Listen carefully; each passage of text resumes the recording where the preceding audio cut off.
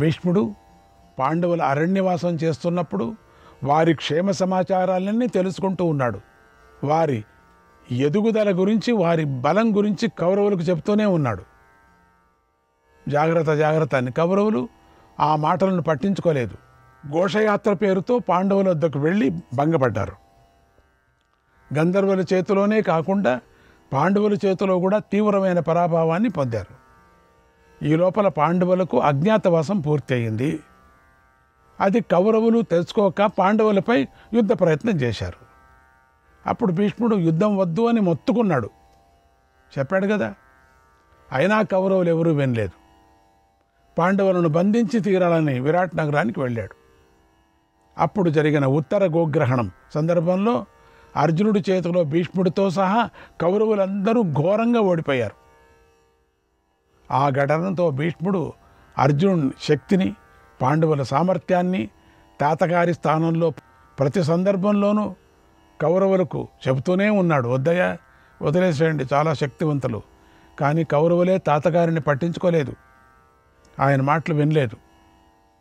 అప్పుడు భీష్ముడు రాయబారాలతో అయినా తన కోరిక తీరుతుందేమో, కౌరవ పాండవులు కలిసి ఉంటారేమో అని ఆశించాడు. అవి కూడా భీష్ముడికి నిరాశే మిగిల్చాయి. ఏ ఒక్క రాయబారమూ సఫలం కాలేదు. సంధి సమరంగా మారిపోయింది. భీష్ముడి ఆశయము, చేసిన కృషి అంతా వ్యర్థమైపోయింది. ఇలా భీష్ముడి జీవితం ఆటుపోటులతో సాగింది. ఆయన మనస్సుకు ఎన్నో గాయాలయ్యాయి. ఇలా ఆ యోగి ఎన్నో అవమానాలు భరిస్తూ కూడా కురురాజ్య క్షేమాన్నే కోరుకున్నాడు. ఇరుపక్షాల వారికి న్యాయం జరగాలని ఆశించాడు. వారు స్నేహంగా ఉండాలని కోరుకున్నాడు. ఇది భీష్ముడి జీవితం. ఇది భీష్ముడు ప్రవర్తించిన తీరు. తన జీవిత కాలమంతా రాజసింహాసనానికి అంగరక్షుడిగా నిలబడినటువంటి భీష్ముడు. భీష్ముడికి యుద్ధం సంభవించినప్పుడు తన చివరి సమయంలో సర్వసైన్యాధ్యక్షుడై నిలబడవలసిన పరిస్థితి కూడా ఏర్పడింది. ఇది కూడా కర్మనే అనుకున్నాడు. అప్పుడు కూడా భీష్ముడు ధర్మాన్ని మాత్రం తప్పలేదు. యుద్ధభూమిలో యుద్ధ నియమాలను ఏర్పాటు చేశాడు. తాను ఉన్న 10 రోజులు వీరులు ఆ కట్టుబాటుల్లోనే యుద్ధం చేసేలాగా చూశాడు. జాగ్రత్తగా చేశాడు. ఇప్పుడు ఈ భీష్మ పర్వంలో అత్యంత ప్రధానమైనది భగవద్గీత. దీనిని భగవంతుడు యుద్ధ ప్రారంభంలోనే ఉపదేశించాడు. గీత గురించి కొద్దిగా తెలుసుకుందాం. భగవంతుడు గీతను విశ్వమానవులకు దృష్టిలో పెట్టుకొని అర్జునుడికి హితోపదేశం చేశాడు. అర్జునుడి బహిరంగ స్వరూపం మీద కాకుండా ఆంతరింగిక స్వరూపం మీద దృష్టి పెట్టి భగవంతుడు సమాధానాలు చెప్పాడు. అందుకే భగవద్గీత అర్జునుడి సమస్యకే కాకుండా రాబోయే కాలంలోని సమస్త జీవుల సమస్యలన్నిటికీ కూడా పరిష్కార మార్గంగా ఉండేలాగా ఉపదేశించబడింది. అందుచేతనే భగవద్గీత ప్రస్తుత సమస్యను నివారిస్తుంది. రాబోయే రేపటి సమస్యను తగిన సమాధానం చెప్పి నివారిస్తుంది. ప్రతి వ్యక్తికి, ప్రతి సమస్యకు శాశ్వత పరిష్కారాన్ని అందిస్తూ ఉంది. కనుక భగవద్గీత గురించి ఎంత చెప్పుకున్నా తక్కువే అవుతుంది. కలియుగంలో మానవులను ఉద్ధరించటానికే భగవంతుడు గీతను అందించాడు. భగవద్గీతలోని మొదటి అధ్యాయాన్ని పారాయణ చేస్తే పూర్వజన్మ స్మృతి కలుగుతుంది. 2వ అధ్యాయాన్ని పారాయణ చేస్తే ఆత్మజ్ఞానం లభిస్తుంది. 3వ అధ్యాయాన్ని పారాయణ చేస్తే ప్రేతత్వం తొలగిపోతుంది. దుష్టశక్తుల నుండి విముక్తి కలుగుతుంది. 4వ అధ్యాయాన్ని పారాయణ చేస్తే పరిసరాలు పవిత్రమవుతాయి. వృక్షరక్షణ జరుగుతుంది. చెట్లు తరిస్తాయి. 5వ అధ్యాయాన్ని పారాయణ చేస్తే పక్షిజాతి రక్షించబడుతుంది. పక్షులు తరిస్తాయి. 6వ అధ్యాయాన్ని పారాయణం చేసిన వారు సాక్షాత్తు శ్రీ మహావిష్ణువు అవుతారు. శ్రీహరిలో కలిసిపోతారు. 7వ అధ్యాయాన్ని పారాయణ చేస్తే పితృదేవతలు తరిస్తారు. వంశాభివృద్ధి జరుగుతుంది. నీచ జన్మను ఎత్తిన వారు కూడా తరిస్తారు. 8వ అధ్యాయాన్ని పారాయణ చేస్తే రాక్షస పీడలు తొలగిపోతాయి. బ్రహ్మరాక్షస విముక్తి కలుగుతుంది. 9వ అధ్యాయాన్ని పారాయణ చేస్తే దానాలు పుచ్చుకున్న దోషాలు తొలగిపోతాయి. 10వ అధ్యాయాన్ని పారాయణ చేస్తే అందరినీ పూజించిన ఫలము లభిస్తుంది. 11వ అధ్యాయాన్ని పారాయణ చేస్తే రాక్షస విముక్తి కలుగుతుంది. 12వ అధ్యాయాన్ని పారాయణ చేస్తే మృత సంజీవిని శక్తి కలుగుతుంది. 13వ అధ్యాయాన్ని పారాయణ చేస్తే చండాలత్వం నుండి విముక్తి కలుగుతుంది. 14వ అధ్యాయాన్ని పారాయణ చేస్తే జారత్వము, శ్రీహత్య దోషాదులు నశిస్తాయి. 15వ అధ్యాయాన్ని పారాయణ చేస్తే పశు సంపద వృద్ధి చెందుతుంది, పశువులు తరిస్తాయి. 16వ అధ్యాయాన్ని పారాయణ చేస్తే గొప్ప ధైర్యం లభిస్తుంది, మోక్షము లభిస్తుంది. 17వ అధ్యాయాన్ని పారాయణ చేస్తే సర్వవ్యాధులు నయమైపోతాయి. 18వ అధ్యాయాన్ని పారాయణ చేస్తే సర్వయజ్ఞాల ఫలము లభిస్తుంది. కనుక శంకరాచార్యుల వారు భజగోవింద స్తోత్రంలో చెప్పినట్లుగా భగవద్గీత కించితదీత, భగవద్గీత కించితదీత, కొంచెమైనా భగవద్గీతను చదవండి, చదివేవాడికి యముడు ఏమీ చేయలేడు అని ఉంది. ఇంతటి భగవద్గీత పరమ భాగవతుడైనటువంటి భీష్ముడికి సంబంధించిన పర్వంలోనే ఉంది కదా. మహాభారత యుద్ధం మొత్తం 18 రోజులు జరిగింది. అందులో భీష్మ పితామహుడు పూర్తిగా 10 రోజులు యుద్ధం చేశాడు. ఈ 10 రోజుల యుద్ధంలో ఎంతో జీవితాన్ని చూశాడు. యుద్ధ ప్రారంభం నుండే భీష్ముడు మనస్సులో ఆంతర సంఘర్షణ జరుగుతోంది. భీష్ముడిని నిరాశ, నిస్పృహ, నిర్వేదము ఆవహించాయి. యుద్ధంలో దుర్యోధనుని నిందలను పొందాడు, సూటిపోటి మాటలను, తిట్లను భరించాడు, పాండవుల మెప్పులను పొందాడు, అద్భుతమైన శౌర్యాన్ని ప్రదర్శించాడు, భగవంతుడినే మెప్పించాడు. మొదటి రోజు యుద్ధంలో కౌరవసేన మొత్తం ఒక్కటై నిలిచి పోరాడింది.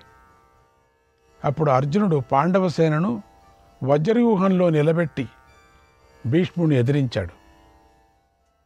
ఈ మొదటి రోజు యుద్ధ ప్రారంభంలోనే పరమాత్మ అర్జునుడికి గీతోపదేశం చేశాడు. భీష్ముడు విజృంభిస్తుంటే అభిమన్యుడు, అర్జునుడు మాత్రమే ఆయన ధాటిని అడ్డుకొన్నారు. ఈ రోజున భీష్ముడు విరాటుడి పుత్రుడైన శ్వేతుడిని వధించాడు. రెండవ రోజున భీష్ముడు మహావ్యూహాన్ని పన్ని యుద్ధానికి దిగగా అర్జునుడు క్రౌంచ వ్యూహాన్ని పన్ని ఆయన్ను ఎదిరించాడు. ఈ రోజున అర్జునుడు భీష్ముడిని బాగా బాధించాడు. భీముడు కళింగరాజును వధించాడు. అభిమన్యుడు విజృంభించగా భీష్మద్రోణులు తట్టుకోలేకపోయారు. మూడవ రోజున భీష్ముడు గరుడ వ్యూహాన్ని పన్నగా అర్జునుడు అర్ధచంద్రాకార వ్యూహాన్ని పన్ని ఎదిరించాడు. యుద్ధంలో ఈ మూడవ రోజు భీష్ముడి జీవితంలో ప్రత్యేకమైంది, విశేషమైంది. ఈ రోజున పాండవులు చూపిన బల ప్రదర్శనకు కౌరవసేన తట్టుకోలేకపోయింది. దాన్ని చూసి దుర్యోధనుడు కోపించి భీష్ముడిని నిందించాడు. అందుకు భీష్ముడు కోపించి చెలరేగిపోయాడు. అప్పుడు పాండవులెవరూ ఆయనను తట్టుకోలేకపోతే భగవంతుడైన శ్రీకృష్ణుడు రంగంలోకి దిగాడు. చక్రాన్ని చేతిలో పట్టుకొని భీష్ముడి మీదకు దాడి చేశాడు. భీష్ముడు కృష్ణుడిని స్తుతించాడు. అప్పుడు అర్జునుడు భగవంతుడిని పట్టుకొని శాంతింపజేశాడు. భీష్ముడు దాడిని నివారించాడు. 4వ రోజున కౌరవ పాండవ పక్షంలో ఎవరు ఏ వ్యూహాన్ని పన్నలేదు. యుద్ధం మాత్రం తీవ్రంగా జరిగింది. ఈ రోజున అభిమన్యుడు విజృంభించాడు. ఈ రోజున దృష్టద్యుమ్నుడు శలపుత్రుణ్ణి వధించాడు. భీముడు కౌరవ పక్షంలోని గజసేనును వధించాడు. భీష్మ భీములకు ఘోర యుద్ధం జరిగింది. సాత్యకి భూరిశ్రవులకు యుద్ధం జరిగింది. రణభూమిలో భీమ, ఘటోత్కచులు అద్భుతమైన శౌర్యాన్ని ప్రదర్శించారు. అప్పుడు తన పక్షంలోని వారు పాండవుల చేతిలో నశిస్తూ ఉండటాన్ని చూసి దుర్యోధనుడు ఎంతో బాధపడ్డాడు. భీష్ముడి వద్దకు వచ్చి ఏడ్చాడు. అప్పుడు భీష్ముడు కృష్ణార్జునులే నరనారాయణులు అని చెప్పాడు. శ్రీకృష్ణుడి మహిమను తెలిపాడు. అయినా దుర్యోధనుడు నమ్మలేదు, యుద్ధం ఆపలేదు. 5వ రోజున భీష్ముడు మకర వ్యూహాన్ని పన్నగా పాండవులు స్యేన వ్యూహాన్ని పన్ని ఆయన్ను ఎదిరించారు. ఈ రోజున భీష్ముడితో భీముడు పోరాడాడు, అర్జునుడు పోరాడాడు. కౌరవ పక్షంలోని భూరిశ్రవుడు సాత్వికీ పుత్రులను వధించాడు. 6వ రోజున భీష్ముడు క్రౌంచ వ్యూహాన్ని పన్నగా అర్జునుడు మకర వ్యూహాన్ని పన్నాడు. ఈ రోజున భీమ దృష్టద్యుమ్నుడు ద్రోణుడితో యుద్ధం చేశారు. తర్వాత భీముడు దుర్యోధనుడితో యుద్ధం చేసి ఓడించారు. 7వ రోజున భీష్ముడు మండల వ్యూహాన్ని పన్నాడు. ధర్మరాజు వజ్రవ్యూహాన్ని పన్నాడు. ఈ రోజున అర్జునుడు సుశర్మ మొదలైన వీరులతో యుద్ధం చేశాడు. తర్వాత పాండవులందరూ భీష్ముడిపైకి దాడి చేసి యుద్ధం చేశారు. 8వ రోజున భీష్ముడు కూర్మ వ్యూహాన్ని పన్నగా పాండవ సేనాపతి అయినటువంటి దృష్టద్యుమ్నుడు శృంగాట వ్యూహాన్ని పన్నాడు. ఈ రోజున భీష్ముడు విజృంభిస్తూ ఉండగా మరో పక్కన భీముడు 8 మంది ధృతరాష్ట్రపుత్రులను వధించాడు. అలంబసుడనే రాక్షసుడు అర్జునుడి పుత్రుడైన ఇరావంతుణ్ణి వధించాడు. ఘటోద్గజుడి దాటిని దుర్యోధనుడు సహించలేకపోయాడు. భగదత్తుడు భీముడితో యుద్ధం చేశాడు. పాండవులను వధించమని దుర్యోధనుడి భీష్ముణ్ణి బాగా బలవంతపెట్టాడు. తీవ్రంగా నిందించాడు. మనస్సుకు బాధ కలిగించాడు. 9వ రోజున భీష్ముడు సర్వతోభద్ర వ్యూహాన్ని పన్నగా పాండవులు ఏ వ్యూహాన్ని పన్నలేదు. శిఖండిని ముందుంచుకొని యుద్ధం చేశారు. ఈరోజు కూడా భీష్ముడికి ఎంతో విశేషమైనది. 2వసారి భీష్ముడు భగవంతుడైన శ్రీకృష్ణుడి యుద్ధంలోకి దింపాడు. శ్రీకృష్ణ పరమాత్మ ఈసారి చెన్నాకోలను పట్టుకొని భీష్ముడి మీదకు సింహంలాగా దూకాడు. అప్పుడు అర్జునుడు ఎంతో ప్రార్థించి కృష్ణుని శాంతింపజేశాడు. మళ్ళీ యుద్ధం చేశాడు. ఈరోజు రాత్రి సమయంలో శ్రీకృష్ణుడితో పాటు వచ్చిన పాండవులకు భీష్ముడు తన మరణ రహస్యాన్ని తానే స్వయంగా చెప్పాడు. 10వ రోజు భీష్ముడికి సంబంధించింది చివరి రోజు. ఈ రోజున ఇరుపక్షాల వారు ఏ వ్యూహాలు పన్నలేదు. కౌరవులు భీష్ముడిని ముందుంచుకొని యుద్ధం చేయగా పాండవులు శిఖండిని ముందుంచుకొని యుద్ధం చేశారు. ఈ రోజున దుర్యోధనుడు ఇప్పుడు కర్ణుడు ఉన్న బాగుండేది అని భీష్ముడిని బాగా రెచ్చగొట్టారు. అందుకు భీష్ముడు కోపించి విజృంభించాడు. అప్పుడు కౌరవ వీరులు అందరూ భీష్ముడిని రక్షించారు.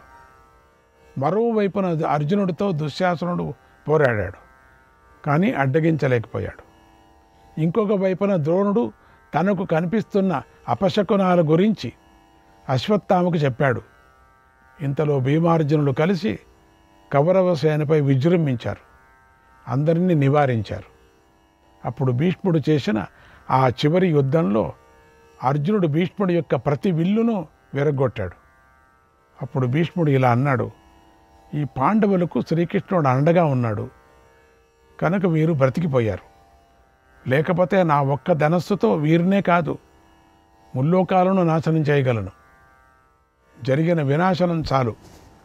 ఇక నేను యుద్ధం మాని శాంతంగా ఉంటాను. తానే శాంతంగా అనుకున్నాడు కాబట్టి అయిపోయింది, లేకపోతే ఏం జరిగేదో. లేకపోతే అంతే, పాండవులు మాత్రం బతికేవారేమో కృష్ణుడి కృప నుంచి. పాండవుల తట్టు ఉండేవాళ్ళు మొత్తం అంతా నాశనం అయిపోయేవారు.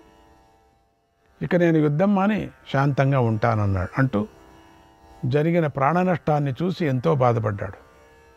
భీష్ముడి హృదయం కంపించిపోయింది. అస్త్ర సన్యాసం చేశాడు. అప్పుడు అర్జునుడు బాణాలు ప్రయోగించి భీష్ముడిని రథం నుంచి పడగొట్టాడు. అప్పుడు భీష్ముడి తల తూర్పు దిక్కు వైపు ఉంది. అలాగే భీష్ముడి రథం నుండి క్రింద పడ్డాడు. అయితే భీష్ముడి శరీరం నేలను తాకలేదు, బాణాల మీదే ఉంది. తల మాత్రమే క్రిందకు వేరేలాడుతుంది. అప్పుడు అర్జునుడే ఆయనకు బాణాలతో దిండును ఏర్పరిచాడు. బాణంతో నీరు తెప్పించి దప్పిక తీర్చాడు. శరశయ్య మీద ఉండి దుర్యోధనుడికి మంచి మాటలు చెప్పాడు. అయినా దుర్యోధనుడు వినలేదు. అందరూ వెళ్ళిన తర్వాత కర్ణుడు వచ్చాడు. కర్ణుడికి భీష్ముడు అతడి జన్మరహస్యం చెప్పాడు. ఓ కర్ణ, పాండవ పక్షంలోకి చేరు. కౌరవ పాండవుల శత్రుత్వం నాతో అంతమైపోవాలి అని తనను నిందించిన కర్ణుడిపై ప్రేమను చూపించాడు. అప్పుడు కర్ణుడు, ఓ పితామహ, నా ధర్మాన్ని నేను తప్పను, దుర్యోధనుడి వైపే ఉండి యుద్ధం చేస్తాను అని వెళ్ళిపోయాడు. ఇలా భీష్ముడు అంపశయ్యంపై ఉండి కూడా కౌరవ పాండవుల మధ్య సంధి కోసం పోరాడాడు. చూడండి, ఈ 10 రోజులు భారత యుద్ధంలో భీష్ముడు అసాధారణమైన పరాక్రమాన్ని ప్రదర్శించాడు. యుద్ధ నియమాలను ఆచరించాడు. పుట్టినప్పటి నుండి తాను చేసే యుద్ధాలలో హత్యలను గుర్తు చేసుకున్నాడు. ఈ 10 రోజులు చేసిన హత్యలను గుర్తు చేసుకున్నాడు. ఆయనకు జీవితంపై విరక్తి కలిగింది. తాను పడిపోవటానికి తానే అవకాశం కల్పించుకున్నాడు. భగవంతుడైన కృష్ణుడే తన మీదకు ప్రత్యక్షంగా రావలసిన పరిస్థితి కల్పించాడు. అటువంటి భీష్ముడి పరాక్రమానికి శ్రీకృష్ణ పరమాత్మయే ప్రత్యక్ష సాక్షి. నేను యుద్ధభూమిలో ఆయుధాన్ని పట్టను అనే భగవంతుడి ప్రతిజ్ఞను భీష్ముడు భంగం చేసి ఆయన చేతే ఆయుధాన్ని పట్టించాడు. అది కూడా 2 సార్లు పట్టించాడు. 3వ రోజున మళ్ళీ 9వ రోజున కూడా శ్రీకృష్ణుడు యుద్ధంలోకి దింపాడు. శ్రీకృష్ణుణ్ణి ధర్మబలం ముందు తల వంచాడు. శ్రీకృష్ణ పరమాత్మకు చేతులు జోడించి స్తుతించాడు. అస్త్ర సన్యాసం చేసి అంపశయ్యపై పడుకొన్నాడు.